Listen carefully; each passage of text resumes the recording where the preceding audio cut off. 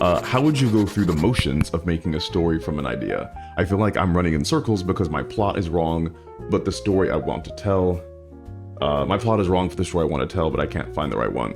So, I mean, that's an interesting question. How do you go through the motions of making a story from an idea? Okay, so this is like super multifaceted. Like, this is not going to be an easy explanation. So I hope I can make this as simple for you as possible.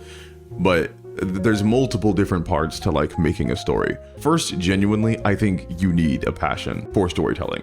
I think if you don't care about storytelling, I think if you don't care about being able to kind of like enthrall people in a narrative, I don't think you're going to be able to consistently make a good story. So first, you need to really want to do it. You have to have a passion for it. You need to do it for free, or you need to be willing to do it for free, and you need to be able to do it even if there's a lot of work involved. The next thing that I would say is, after you have your passion, in general, kind of like a holistic passion, you need to find a specific thing that you're passionate about, that you want to tell in your story. Or it could be multiple things, but for the sake of just what we're talking about here, it could be one thing.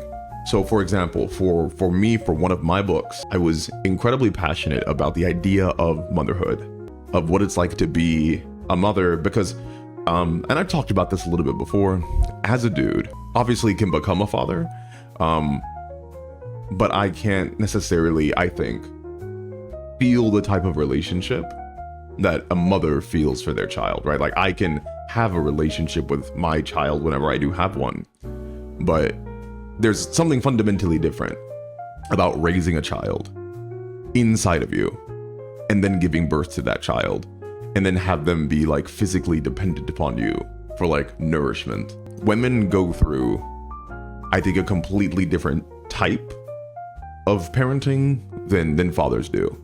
And a lot of this is backed up in psychology. So for those who don't know, I have 2 degrees in psychology. That's what I thought I was going to be doing before I did YouTube and writing.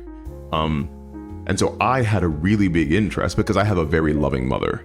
100%, I am the center of her world. And I have never, I think, and maybe will never, experience the type of care and love that she has for me with anyone else. Because I think there is some type of unique aspect to motherhood.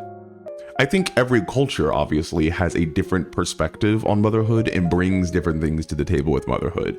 I think because of how Black people in America have, I think, rather a special and unique history when it comes to parents and children and how we've had to operate in society, I think we may have a less common interaction between boys and moms, especially since a lot of times in Black families there's kind of like a matriarchal setting, but that's a whole nother thing.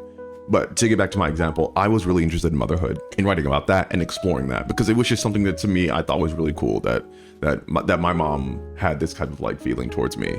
And so I wanted to write a story about that. So that was like my whole reason I wrote my 4th book, right? So I had my overall passion for writing. Then I had a passion for this particular subject. And then from that passion, I wanted to, well, I guess I needed to figure out what I wanted to tell about it, right? So that was my 3rd thing, because it's not enough to simply have an idea. You, I think as a writer, need to be able to take on responsibility for how that idea is presented, right? This isn't about making people take away something from your story, right? Like, you can't control what people think about your story. That's not possible. But you can definitely make your story framed in a way that would help people come to a conclusion. And so when I was thinking about motherhood, I'm like, okay, what do I want to tell about it? Well, I definitely want to show the complexity, show how it can become all-consuming, show how it can be really healthy, show the unhealthy aspects of it, right? So there's tons of parents who start to vicariously live through their child, you know, which means that instead of living their own life, they frame their child as like kind of like their new vessel, and they make the child do things that they wish they had done, you know, in their younger years. And so I wanted to write a story specifically about that in motherhood, but I also wanted to do it in a way that I would be interested in and other people would be interested in. And so I had to frame it around like, what is an example of like this motherly matriarchal system that's kind of like a twist on things that I have done before, because I don't want to write things that other people have written. Once I found out, like, so my 3rd thing was telling the complete package of motherhood, the good, the bad, and the ugly. and not framing it necessarily just as something positive, but again, anything that could happen, because I think it's really important for people to understand the multiplicity of how life can present. I had my first three kind of like fundamentals down, and then the twist was that I'm like, okay, well, I really am interested in patriarchal settings, like crime families, right?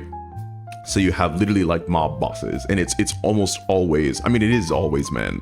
Almost any organized crime throughout all of human history has been men. There's a few female exceptions, but for the most part, it's almost all patriarchal. And I thought it'd be really cool to explore the intersections of motherhood and criminality through the setting of a matriarchal crime family. Right. So instead of like, you know, because I had recently watched The Godfather and other things, instead of, you know, kind of like the Don being the Don and the father, the literal father of like, you know, Michael Corleone and all these other, the Corleone family, it would be a woman. And she would be the literal mother, grandmother, great grandmother of a lot of the characters, but also kind of like the undisputed leader head of this kind of like crime family. And I thought it'd be really cool to be able to have the motherhood aspect of raising a child be fostering them to take over this crime business rather than just fostering them as a person, right? Because a regular mom, you know, like every day is just going to teach you how to be, you know, a functioning member of society and a healthy human. Where the drama of storytelling comes in is like twisting that to be like, I'm going to make you a criminal. I'm going to make you an unhealthy member. And because I felt confident in my own writing ability, I've been writing a long time. I had, I think, like 300 some odd thousand words underneath my belt at that point. I felt like I could tackle the challenge that complexity bring, because I am not a mother. I am not a woman. I'm not a parent at all. I don't live these experiences. I'm not a criminal, at least not a caught one. So I had to do a lot of research, but those are the things for me that like helped me pinpoint what I wanted to do. And then from there, again, it's almost like repeating the process. Like, okay, now that I know all these things, you know, like if I know I want to have a mother that's a matriarch, and in my book, and I know that I want there to be crime, and I know that I want her to raise a child, what is the child like? And then I thought, okay, well, I have this whole book series that I already written, and I'm like, I can take a previously established character who in a previous book is like one of the most feared men in the world, and I could make it how he became this way, and the mother character is going to train him, right? So it could become a prequel, almost like how Anakin became Darth Vader because of Palpatine. This is almost like how my character Donovan became the most feared man in the Southern Country because of my main character Anthoria. And then I decided, okay, how this is actually going to present. Does he want to do this? All those type of things. So it's kind of like a cascading series where you were constantly, I think, like digging further and further into your concepts and ideas and your characters. And then when you actually talk about plotting, I knew that I wanted motherhood to prevail. I definitely did not want my character to fail at being a mother. And failure at being a mother might mean completely different things for different people. But I knew that for my character, I did not want them to experience what failure meant for them. I wanted them to succeed. I wanted love to succeed. I wanted the bond between her and that child to overcome everything. And even though they were criminals, and even though they believed in their own hearts that they may not be good people, I wanted that link to be there. And because of that, I knew if that's going to be the thing that survives in my story, it needs to be tested. The reader needs to think that's what's going to be lost.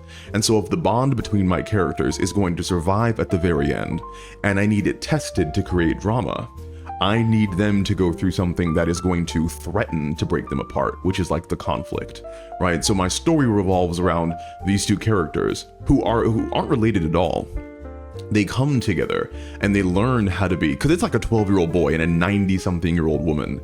And they come together and they learn how to be close, and they learn how to be vulnerable with each other, and they confide in each other, and they grow a bond that they have never had with anybody else. And then as this boy becomes a man and matures, just how any, parent-child relationship is, he eventually kind of like wants to be independent.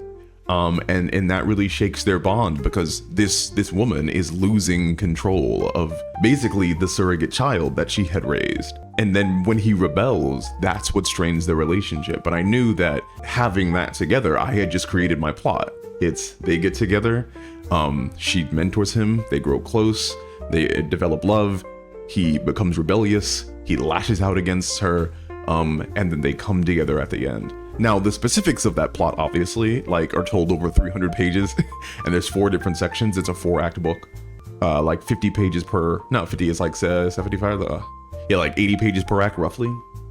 But that's how I would say, like, a story concept comes to life, right? It's figuring out all of your fundamentals, all your baselines, and then going from there. Because, you know, obviously I skipped over a lot, and this is still way more complex than I'm talking about it now. But that's how I go about stories. It's finding what I'm passionate about, finding something that I can dive into and be passionate with other people, that I want people to tell, something that I want to explore myself. And then I think about like how I want to portray it and what my end goal is, what the message is. And then all the events of the narrative, the actual things that the characters do, flow in service to those things. I hope that could help a little bit. I know that was like a long explanation.